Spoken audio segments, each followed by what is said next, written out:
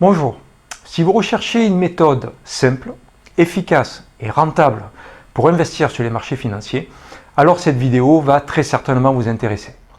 Bienvenue sur Option Trading Tool, qui est une chaîne spécialisée dans le trading sur options et qui a pour but de vous aider à utiliser ces produits de manière simple et efficace.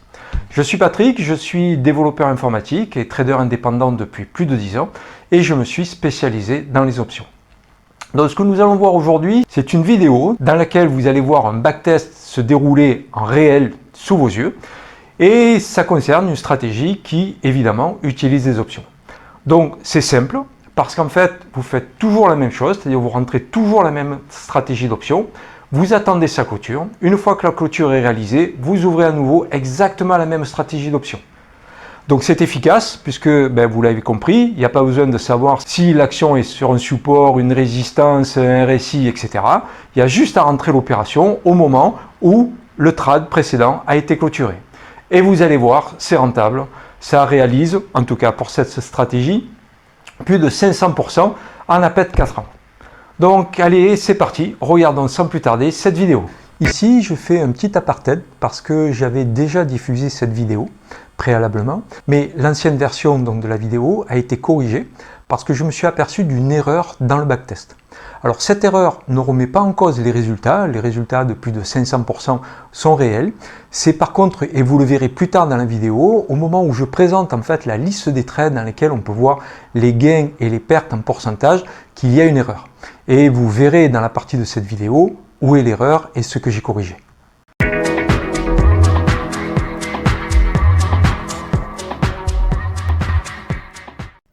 Et comme vous allez pouvoir le voir, cette stratégie va sur 4 ans générer un gain de plus de 52 000 $ pour un retour sur investissement de plus de 500% et ce en à peine 4 ans. Et si nous regardons la liste des trades et le retour sur investissement trade par trade, alors évidemment il y a un peu plus de trades perdants que ce qu'on avait vu la dernière fois ou une autre stratégie également sur le SPX, mais par contre là on a des retours sur investissement de plus de 59%, 60%, 58%, 51%, 70%. La partie de la vidéo que j'ai modifiée se trouve ici. Dans la vidéo précédente, j'expliquais qu'au niveau des gains et des pertes, on pouvait voir qu'en fait elle était très sécurisée en termes de stratégie, puisqu'en fait on avait des gains de 58%, 51% et avec des pertes d'à peine 7% ou 0,75%.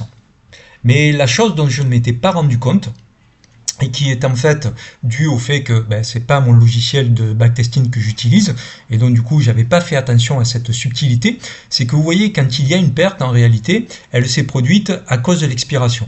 Et parce qu'il y a une expiration, du coup le buying power qui est utilisé est nettement plus élevé que les autres buying power que nous pouvons voir ici et qui se réfèrent à des gains sur la stratégie. Par conséquent, dans la mesure où d'un coup on a un buying power de 74 500 $ avec une perte de 5 492, on se retrouve avec un pourcentage de perte, à savoir les 5 492 rapportés aux 74 500 $ de buying power, avec une perte d'à peine 7,37%.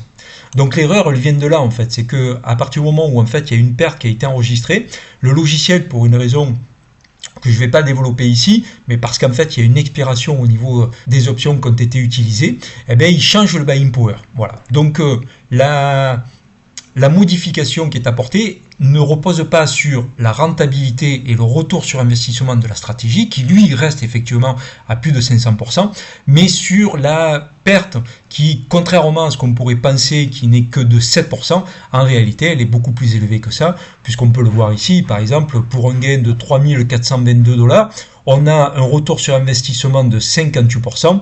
Donc par conséquent, si ici on a 5 492 de perte, on a une perte qui est autour de 70% et non pas de 7%. Merci donc d'avoir suivi cette vidéo jusqu'au bout. J'espère bien sûr qu'elle vous aura convaincu.